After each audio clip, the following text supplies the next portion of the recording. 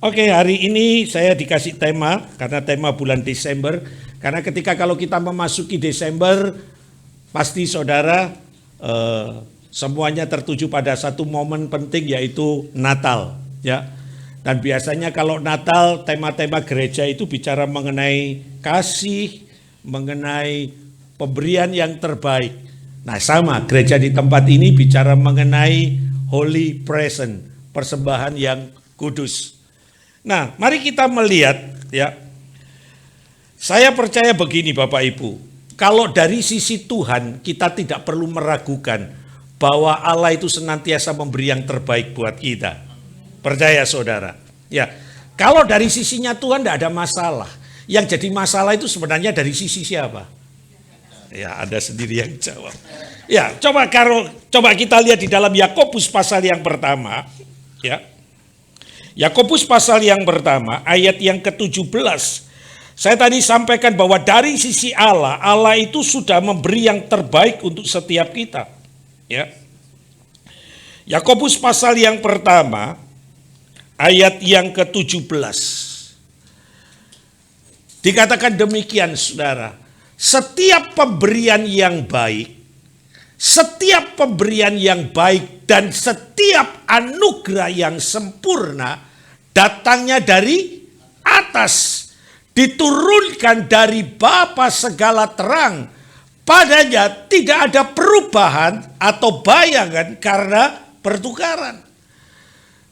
Saya percaya kalau dari sisinya Allah, Allah itu sudah terlalu baik dalam pemberiannya kepada kita, saudara. Ya. Bahkan kalau kita lihat di dalam Roma pasal yang ke-8, ya, mari kita lihat kembali Roma pasal yang ke-8 ayat yang ke-32. Apa yang dikatakan oleh Alkitab, saudara? Pemberian Allah itu dalam hal apa, saudara? Roma pasal yang ke-8 ayat yang ke-32 dikatakan demikian. Ia di sini siapa, saudara? Bapa yang tidak menyayangkan anaknya sendiri, tetapi yang menyerahkan bagi kita semua. Bagaimanakah mungkin ia tidak mengaruniakan segala sesuatu kepada kita bersama-sama dengan dia? Jadi Bapak Ibu yang dikasihi Tuhan, Allah itu sudah memberi yang terbaik. Bahkan yang ada di dalam diri Allah, yang terbaik di dalam diri Allah, yaitu anaknya, saudara. Bukan berarti bahwa Bapa tidak menyayangi anaknya. Saudara bayangkan saudara, betapa Allah sangat mengasihi kita loh saudara. Harga kita ini sangat mahal, amin. Sekalipun cetakan kita babak belur kayak gini loh saudara. Model kita kayak gini ya. Tapi kita ini berharga di hadapan Tuhan. Takaran Tuhan melihat Anda dan saya, itu takarannya anaknya saudara. Amin. Jadi Anda ini luar biasa loh saudara. Jadi jangan pernah merenungi nasib. Jangan pernah katakanlah menyesali hari kelahiran. Jangan pernah menggerutu tentang keadaan yang Anda dan saya alami. Saudara, kita ini berharga. Saking, saking saudara. What is the meaning saking saudara? Apa bahasa saking gitu saudara? Sulit untuk diterjemahkan, betul? Saking berharganya, ya apa Pak Sem saking gitu saya, ya itu cuma bahasa Jepang aja saudara. Saking berharganya Anda ketika Bapa melihat bahwa manusia jatuh dalam dosa dan Bapa tahu bahwa ujung dari perjalanan manusia adalah kebinasaan kekal. Bapa nggak tega lihat itu, makanya Bapa menyerahkan anaknya bukan karena Bapa tidak sayang anak saudara. Alkitab aja mengajarkan begini saudara, dalam satu perikop dikatakan begini. Bapa mana yang di dunia ini ketika anaknya minta ikan diganti apa? Ular. Ketika anaknya minta roti diganti apa? Batu. Enggak ada bapak yang kayak gitu. Coba tanya para suamimu. Ya, coba yang datang dengan suami, tanya, Pak kayak gitu kamu Pak? Saya rasa enggak ada. Bapak yang waras itu tahu memberi yang terbaik untuk anaknya. Betul bapak-bapak? Iya. Yang tidak waras memang ada saudara. Tapi saya ingin bicara begini, bahwa Bapak yang di dunia aja tahu memberi yang terbaik untuk anak-anaknya, apalagi Bapa kita yang di surga. Dan ini buktinya di bulan Desember ini dia telah memberikan yang terbaik yang dia miliki untuk diserahkan bagi kita. Sesuatu yang sangat penting untuk kita pahami, bahwa betapa berharganya diri kita ini di hadapan Tuhan. Sampai Allah menukarkannya dengan putranya sendiri, Bapak Ibu. Nah, oleh karena itu mari kita belajar. Natal itu bukan bicara mengenai pohon Natal. Natal itu tidak berbicara tentang Sinterklas. Ya, bukan berarti saya menyindir, enggak. Sebenarnya saya iri. Karena di gereja saya nggak bisa pasang kayak gini, saudara.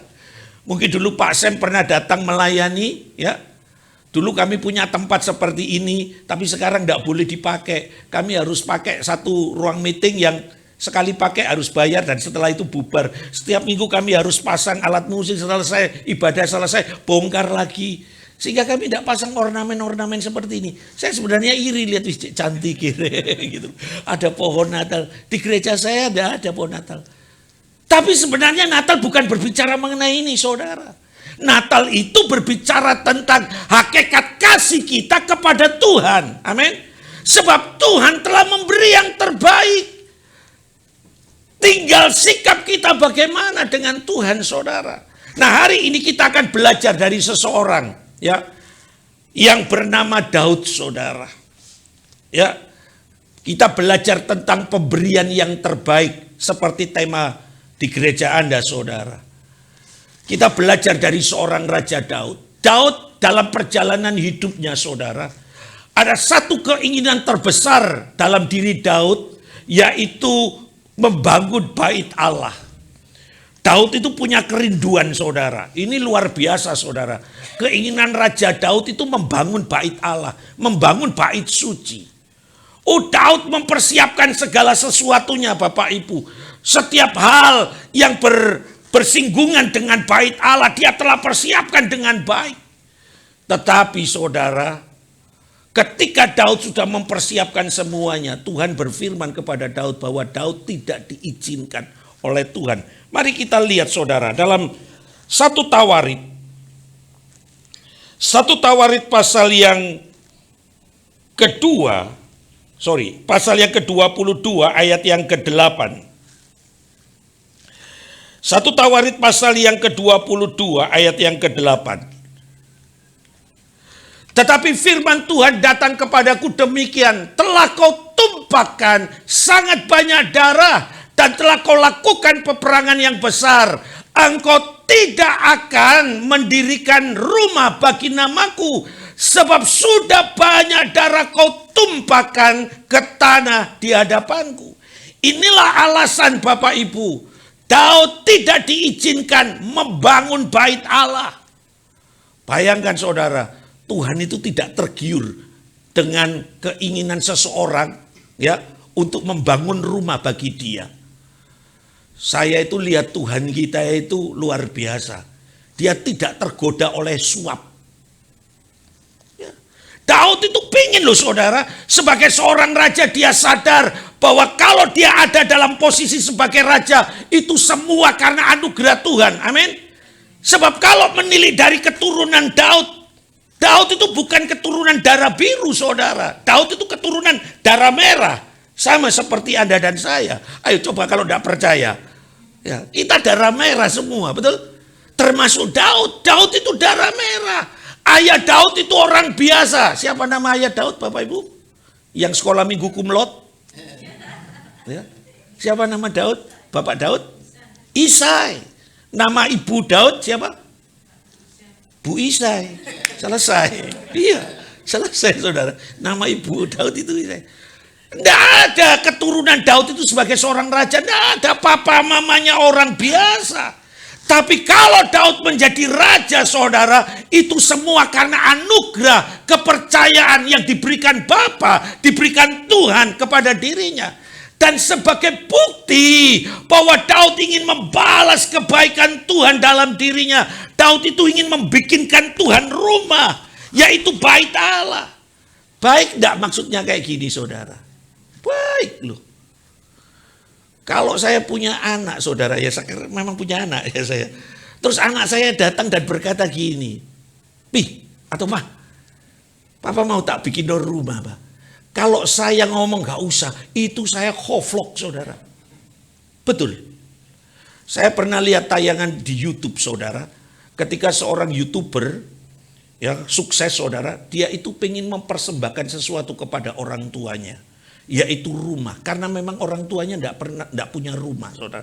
Dia 2 bersaudara. Lihat di YouTube, saudara. Dia 2 bersaudara, dia punya adik laki-laki, dia laki, saudara. Setelah itu papa mamanya sama adiknya itu diajak pergi, ditutupi matanya gitu loh, saudara, diajak pergi ke satu tempat. Dan setelah sudah pada satu tempat itu, terus anaknya itu menghitung. Ya, menghitung, memerintahkan bapak ibunya dan adiknya dihitung pada hitungan yang ke-25, kepanjangan ya. Ya hitungan pada 3 aja lah ya. 1, 2, 3 dibuka apa? Begitu dibuka matanya, saudara, ada penutup dibuka. Papa maunya kaget. Ini apa? Ini rumah, Pak. Rumah siapa? Kaget, saudara. Rumah papa mama. Gak percaya, saudara. Ngawur dah. Anaknya mengeluarkan kunci. Itu membuat mamanya nangis, saudara. Mungkin mamanya gini, nasibmu lebih bejo daripada papamu. Iya kan? You know bejo, saudara? Ya, bejo itu tukang kebun, saudara, bukan. Mungkin mamanya nangis, saudara. Mamanya itu mengekspresikan dengan cara memeluk anaknya sambil menangis. Yang memang mamanya tidak ngomong apa-apa. Tapi lewat tangisannya itu berbicara bahwa betapa sukacitanya mamanya. Manakala apa? Anaknya memberi rumah buat mereka, saudara. Betul, saudara. Ya itu tadi mungkin dia berkata, nah anak gue lebih bejo loh. Bapakmu kawin karo aku pirang tahun gak duwe omah gitu. You know bahasa saya, saudara. Saudara, Daud itu seperti itu loh.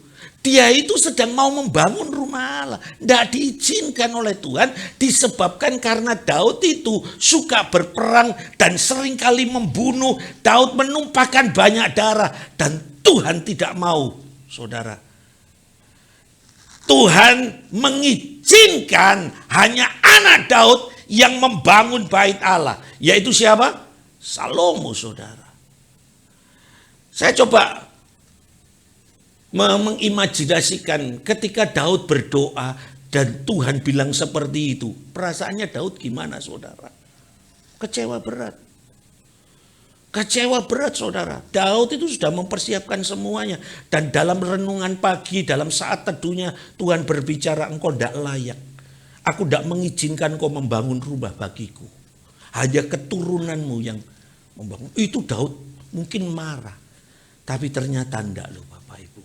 Sikap Daud, saudara, begitu luar biasa. Mari kita lihat.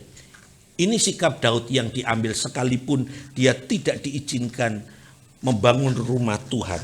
Mari kita lihat di dalam 1 Tawarit pasal yang ke-29. Ayat yang pertama sampai ayat yang ke-9. Saudara, sekalipun Daud tidak diizinkan, dia tidak lantas bersukacita, hore aku gak keluar banyak. Beda dengan kita.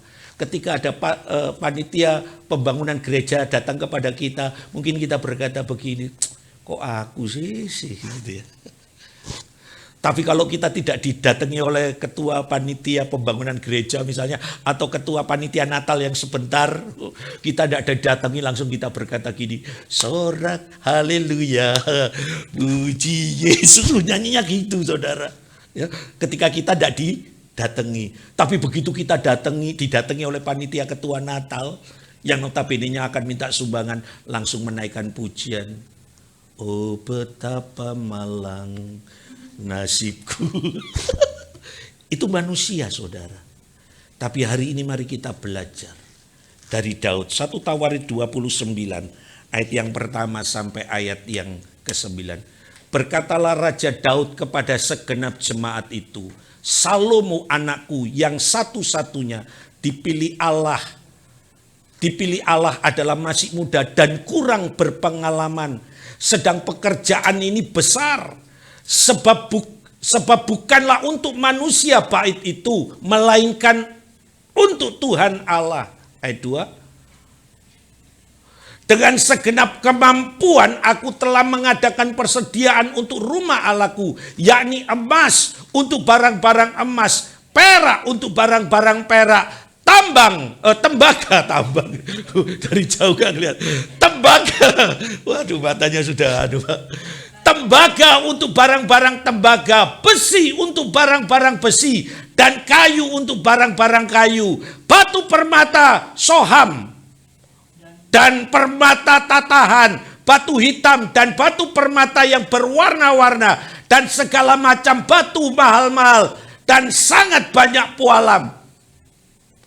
Lagi pula oleh karena cintaku kepada rumah Allahku. Saudara, ini dasarnya Daud ketika mau membangun bait Allah itu didasari oleh karena rasa cintanya loh saudara. Ya, tapi ditolak oleh Tuhan. Hebat banget Daud ini.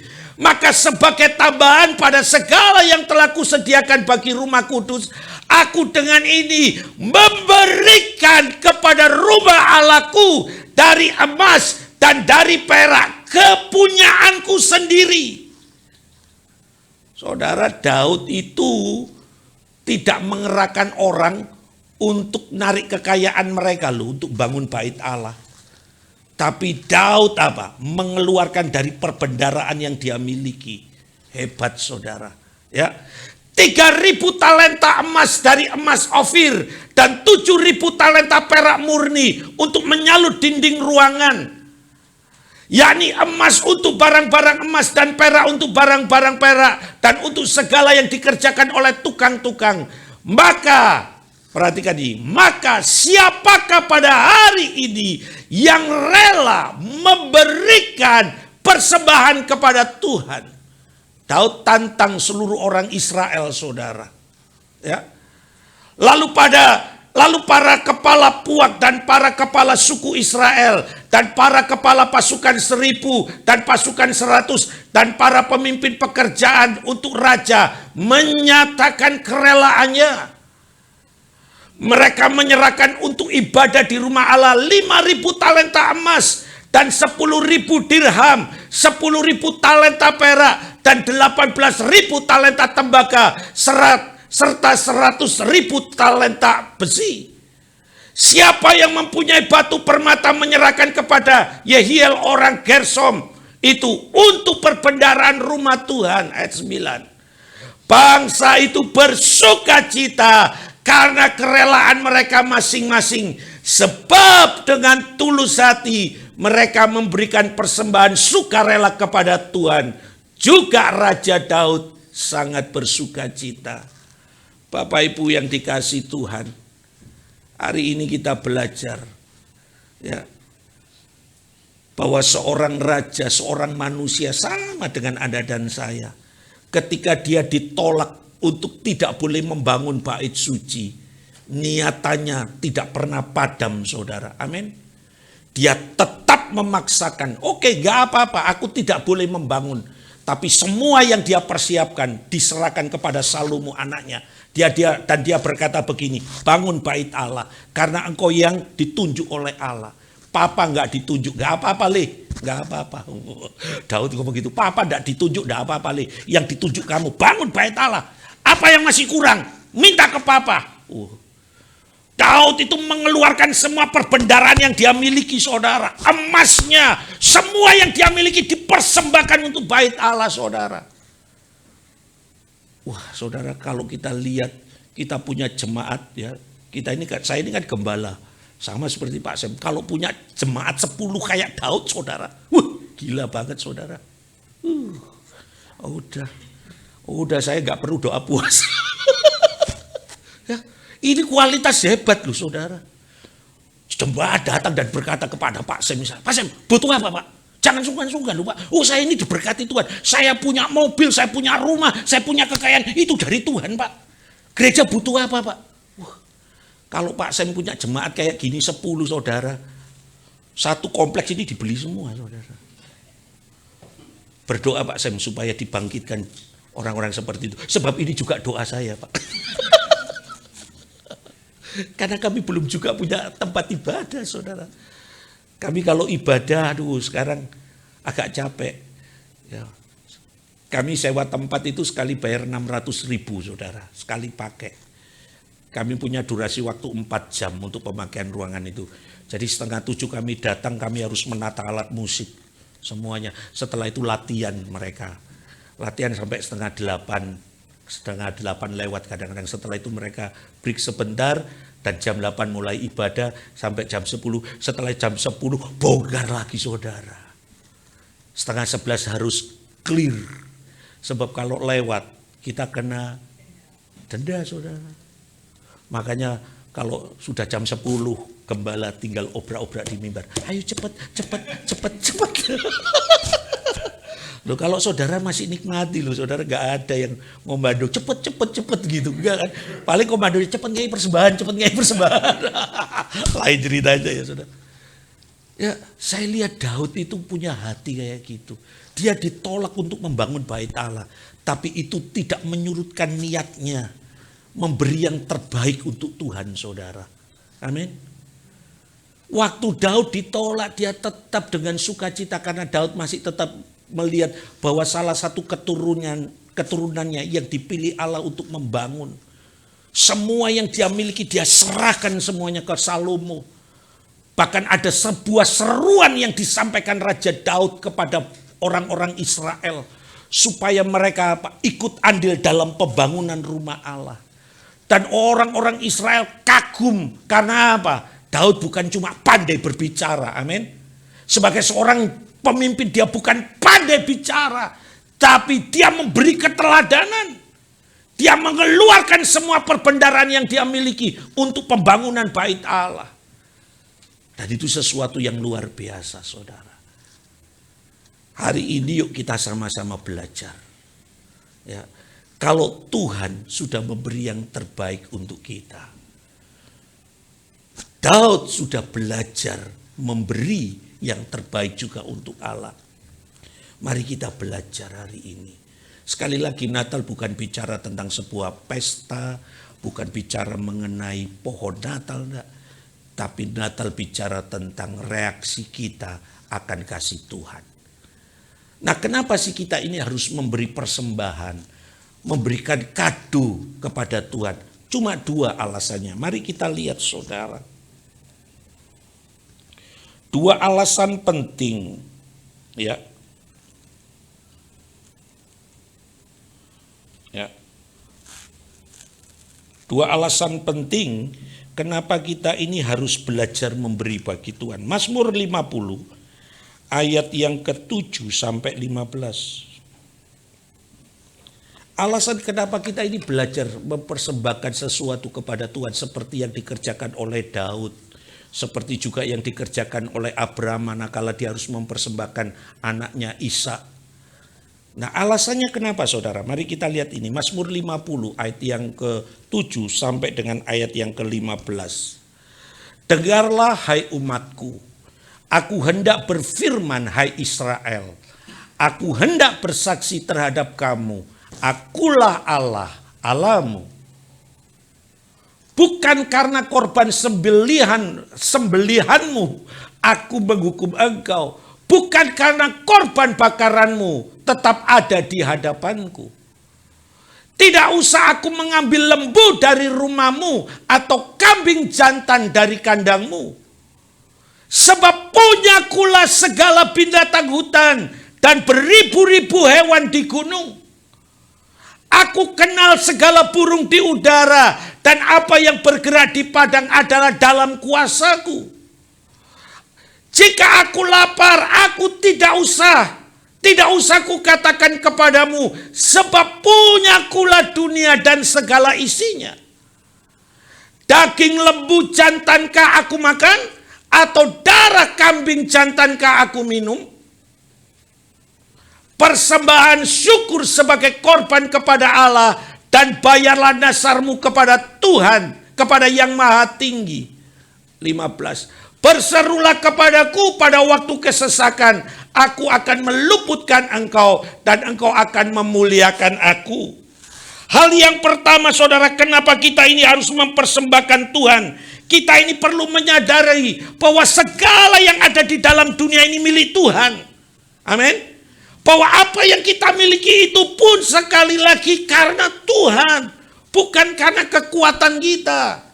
Semua yang ada pada kita saudara.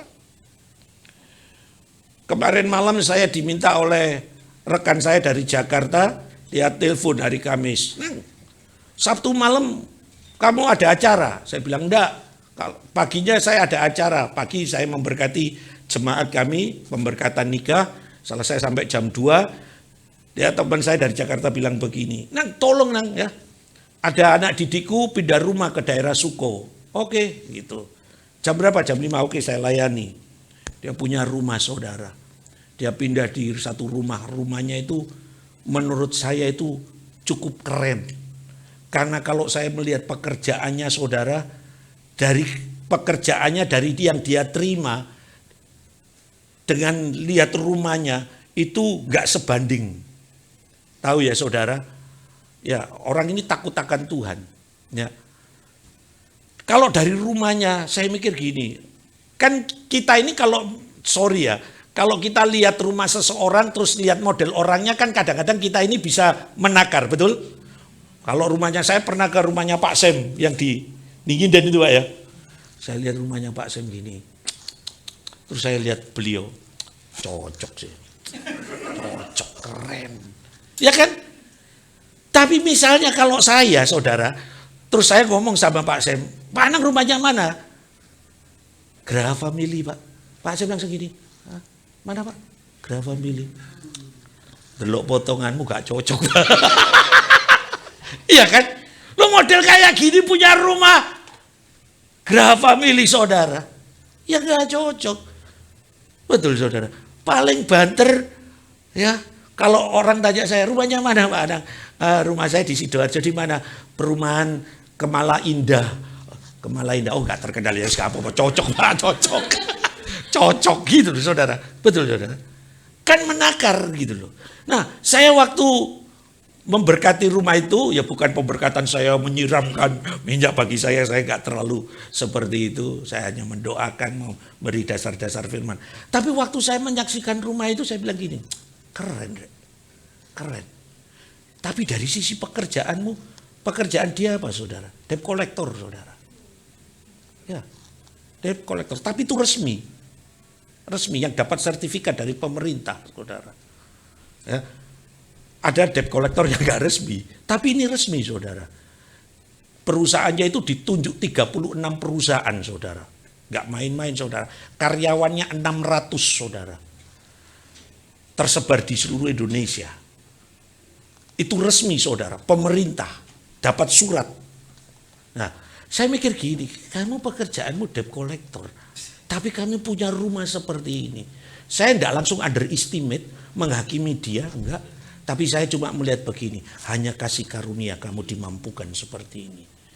Makanya saya berbicara kepada dia, apa yang dipercayakan Tuhan dalam hidupmu, jangan pernah engkau sia-siakan. Itu yang saya sampaikan.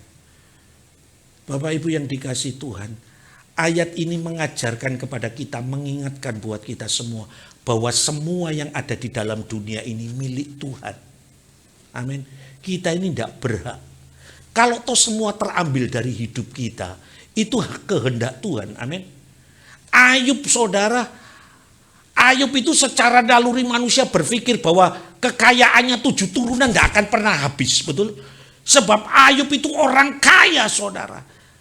Tapi pada satu ketika semuanya itu terambil dari Ayub. Dalam 1 hari loh saudara. Alkitab itu katakan ketika sore hari Ayub itu lagi duduk-duduk di teras rumah. Itu Alkitab saya, bukan Alkitab Bapak Ibu. Ketika sore-sore Ayub duduk sambil minum teh dengan makan pisang goreng. Tahu-tahu 4 orang datang menghadap kepada Ayub bergantian dan memberi laporan bahwa semua yang dimiliki oleh Ayub diambil dari dirinya. Ayub marah Bapak Ibu? Oh enggak. Yang marah siapa? Hati-hati para istri. Ya, ayat itu sebenarnya mengingatkan yang kelihatan matre itu siapa? Mohon maaf, tapi di sini tidak ada Pak Sem. Jemaat Pak Sem nggak ada. Ini jemaat di Afrika Pak. Di Afrika Pak. Ya. Di Afrika. Ya. Waktu istri Ayub, siapa istri Ayub? Bu Ayub. Pandai. Ya segitu aja. Kalau ditanya yang paling enak ya kayak gitu. Waktu istri Ayub dengar berita itu saudara, istri Ayub marah. Betul? Istri Ayub lihat Ayub masih terus setia kepada Tuhan. Alkitab itu katakan begini, istri Ayub datang dan berkata, masih bertekunkah engkau dengan Allahmu? Masih setiakah engkau dengan Allahmu? Kutuki dia, matilah. Ayub itu cuma ngomong gini, perempuan gila. Oh iya saudara, Ayub itu ngomong gini, apakah kita ini mau menerima yang baik aja dari Tuhan? Sedangkan yang buruk kita ini tidak mau terima. Goblok itu. Gitu loh saudara. Mazmur ini mengingatkan buat kita semua bahwa kalau Anda memberi persembahan ke gereja bukan karena Tuhan itu kurang. Halo. Enggak loh saudara. Semuanya ini milik Tuhan. Dalam sekejap Tuhan bisa ambil. Supaya kita ini sadar bahwa kita ini tidak memiliki apa-apa. Kita tidak punya hak atas hidup ini saudara. Atas apa yang kita miliki.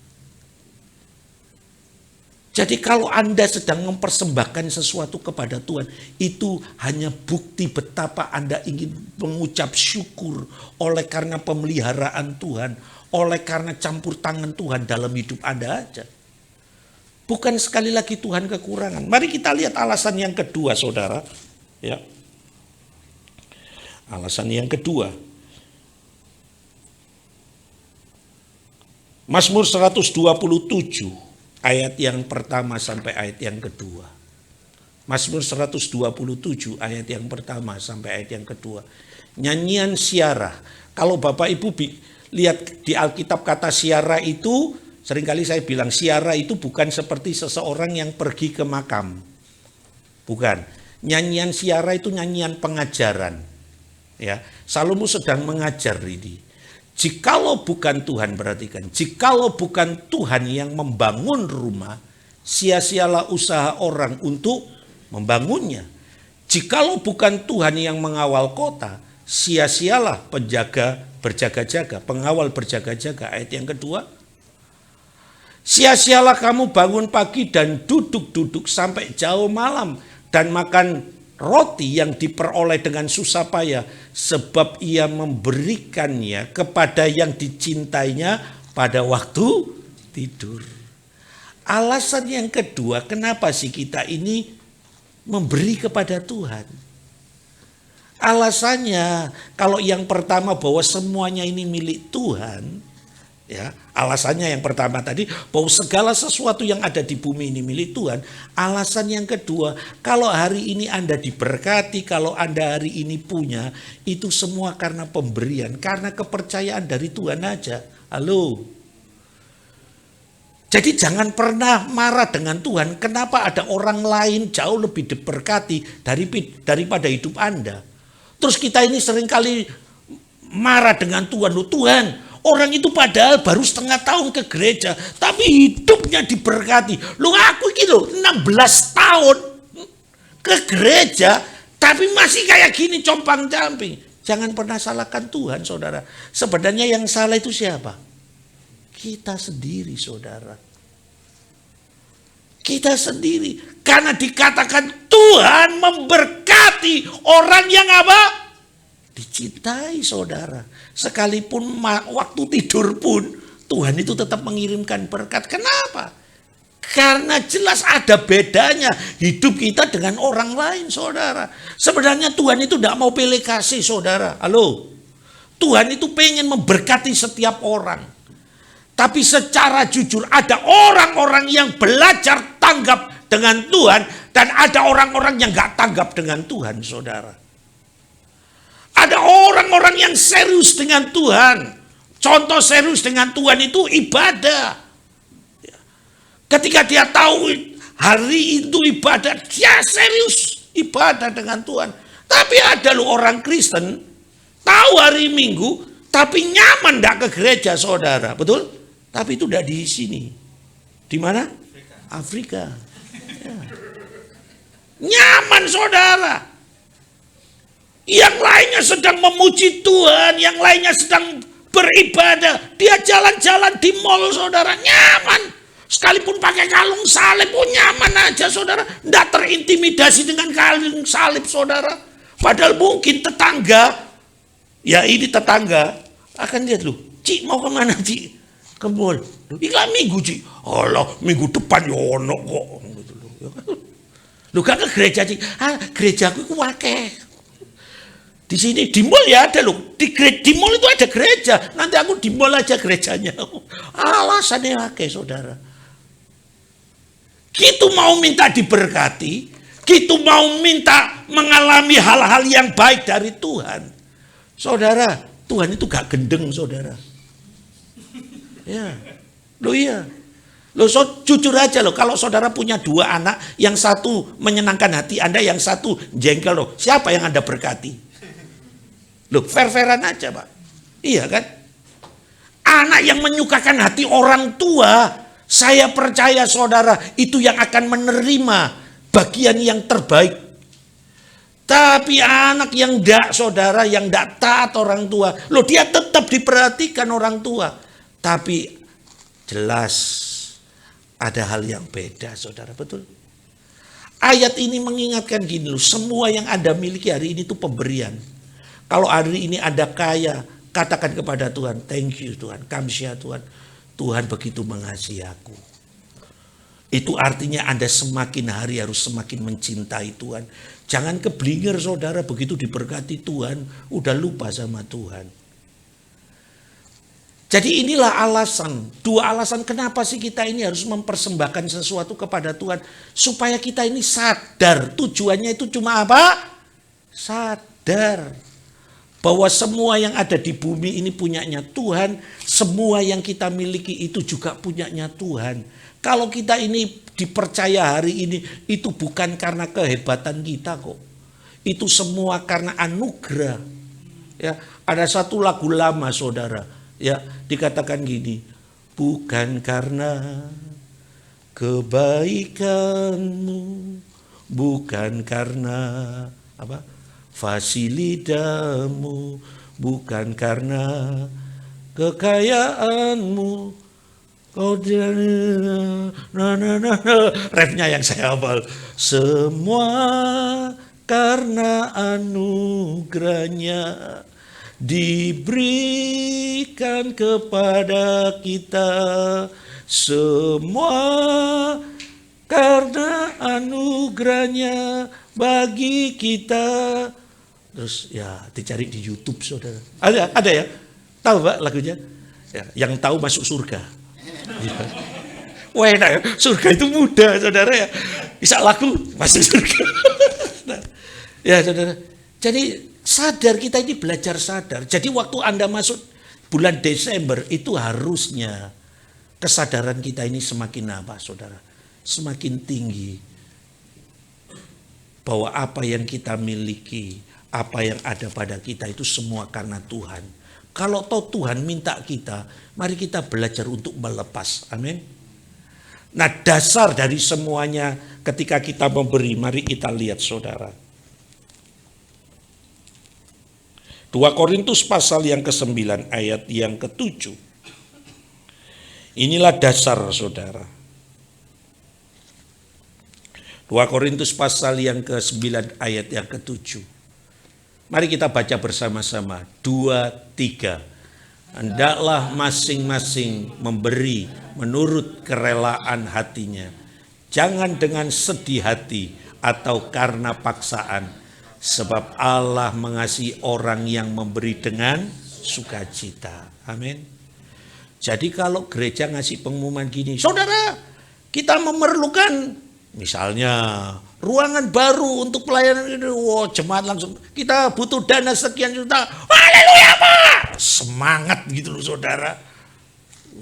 Jangan ketika gembala mengumumkan, saudara, Bapak Ibu yang dikasih Tuhan, gereja membutuhkan, langsung Anda bilang apa? Duit terus saya, duit. duit terus saya. Gereja iki lho kok gak adol kok duit gitu. Saudara, sekali lagi saya coba ingin katakan, Tuhan itu tidak miskin. Amin. Tuhan itu masih mempercaya loh. Loh, kalau Anda tidak memberi, Tuhan tidak sedih kok. Terus Tuhan menarik diri dari gereja House of Kana gini, rohnya. Enggak, loh dia tetap hadir. Loh Tuhan bisa kirimkan loh. Ya, ingat peristiwa Natal saudara. Yesus itu lahir di Bethlehem.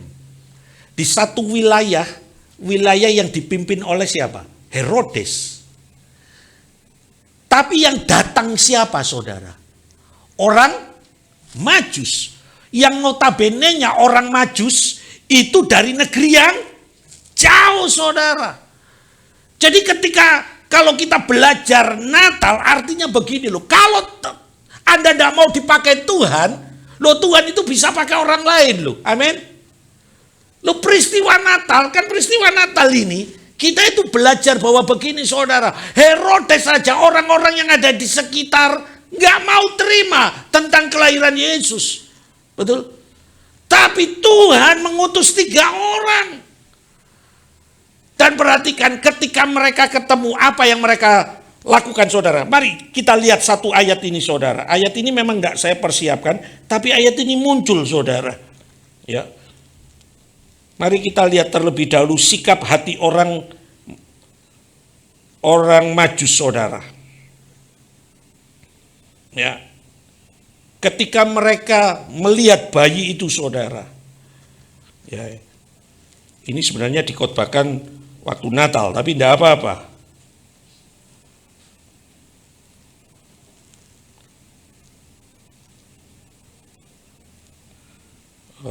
Pembacaannya di Matius pasal yang kedua, ayat yang ke-10 sampai 11. Matius pasal yang kedua, ayat 10 dan 11 saudara. Perhatikan ekspresi. Ketika mereka melihat bintang itu berhenti pada satu rumah. Dikatakan sangat apa? Bersukacita mereka. Ayat yang ke-11. Maka masuklah mereka ke dalam rumah itu dan melihat anak itu bersama Maria ibunya. Lalu sujud menyembah dia. Mereka pun membuka tempat harta bendanya dan mempersembahkan persembahan kepadanya. Yaitu emas, kemenyan, dan mur. Saudara perhatikan. Dia ini jauh-jauh saudara. Harapannya karena ini yang lahir raja pasti di satu istana, betul? Satu tempat yang terhormat. Tapi manakala ketika mereka datang kepada raja, karena dia berpikir itu putra raja datang, mana bayi yang lahir itu? Mana penerusmu? Raja Herodes ya juga bingung saudara. Bojoku gak ngelahirno lho. Sampai ini ngomong ya dalam bahasa Perancis itu tadi ya. Lo istriku itu tidak melahirkan, ngawur ya kamu. Lo istriku itu lo sehat-sehat walafiat. Melahirkan dari mana? Lo iya, ada bayi yang lahir. Dia yang akan jadi raja. Herodes kan marah kan saudara. Yang marah itu bukan hanya Herodes sebenarnya Bapak Ibu. Tapi yang marah itu orang Majus juga sebenarnya. Mereka itu jauh loh saudara. Ya wajarlah saudara begitu dia ketemu rumah yang begitu luar biasa istana. Bawa persembahan pasti habis ini cia-ciaan ini betul. Makan-makan kan betul kan? Masuk rumah orang kaya kok saudara. Rasa penatnya sepanjang perjalanan, rasa lelah sepanjang perjalanan. Begitu dia lihat rumah itu saudara, dia suka cita kan betul. Dia bisa makan-makan, nikmati anggur saudara. Tapi waktu mereka datang, tuan rumah merasa, loh aku gak melahirkan. Loh dia bingung, loh sopo sing lahir. Mereka melihat bintang dan bintang itu bergerak, mereka mengikuti. Dan perhatikan pada satu titik bintang itu berhenti. Dan bintang itu berhenti di sebuah kandang loh saudara. Halo. Ekspresinya ya apa orang Majus? Seharusnya letih loh saudara. Loh saudara coba ekspresikan gini loh. Imajinasikan gini, saudara itu dari perjalanan jauh, begitu sampai rumah, tempat yang paling diinginin itu apa saudara? Kasur. Waktu Anda buka saudara, sudah capek nyetir 16 jam misalnya. Sampai rumah barang-barang wis gak usah direken sih. Ayo mam, mlebu mam. Berpelukan sama istri, enggak apa-apa, ini kan mukrimnya saudara. Ayo mam, mlebu. Masuk kamar, begitu lihat king coil saudara. Kasurnya itu king coil saudara. Kasurnya itu bisa melambai. Hai om, selamat malam om. Langsung aja maturu, bleksek enak saudara. Betul. Terus gak ngurusi barang-barang yang di luar, betul. Karena kondisinya baik, king coil saudara. Lah coba saudara, Anda datang ke rumah saudaramu, jauh Anda sudah nyetir ke rumah kakakmu misalnya, adikmu, 16 jam nyetir sampai rumah saudaramu, terus saudara, mas, melbu mas, istirahat di sini, melbu kamar, amben tok karo kloso. Apa reaksi Anda? Halo, turun nangone uyu ae, uyu ya. Ya, turun nang hotel ae. Ngomong sama dia, aku gak iso turu pegel kabeh, tak turun nang hotel ae gitu. Iya kan? Itu natural, betul. Tapi orang Majus itu enggak loh saudara. Waktu mereka lihat bintang itu turun di kandang, mereka bersuka cita. Loh, gendeng enggak orang Majus ini saudara? Gendeng menurut saya. Sukacita loh, lihat kandang itu masa ada AC saudara.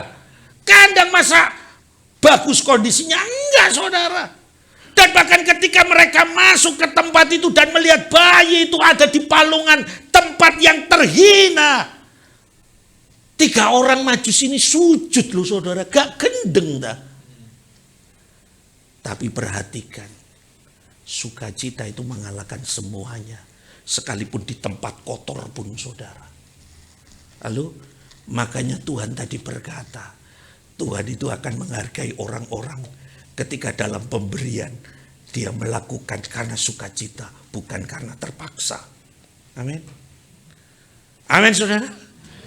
Jadi hari ini yuk tengok kanan kirimu. Kalau kantong persembahan diberikan, sukacita. Kalau ada pengumuman gereja butuh apa-apa, sukacita. Loh iya saudara. Haleluya. Haleluyanya itu kok rasanya setengah ngegas gitu. Haleluya.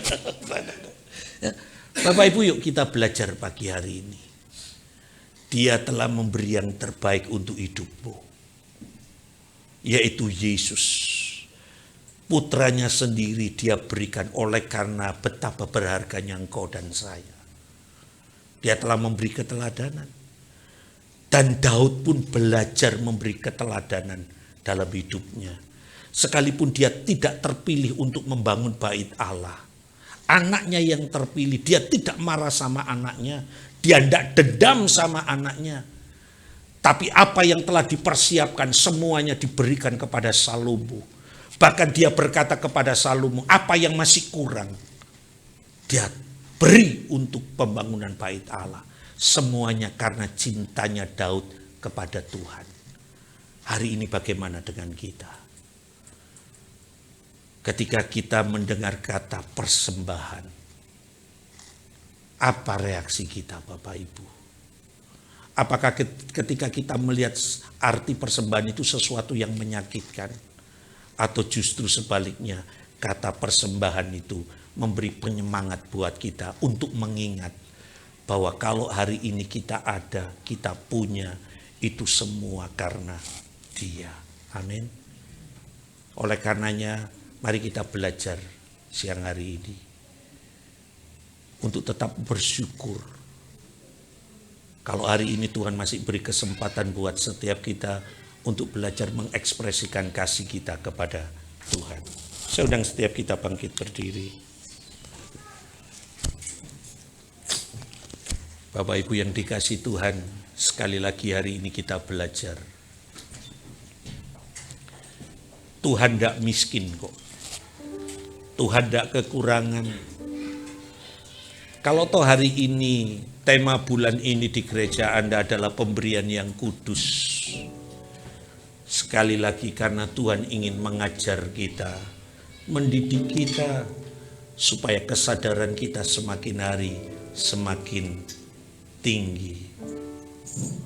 bahwa apapun yang ada pada diri kita itu karena Tuhan.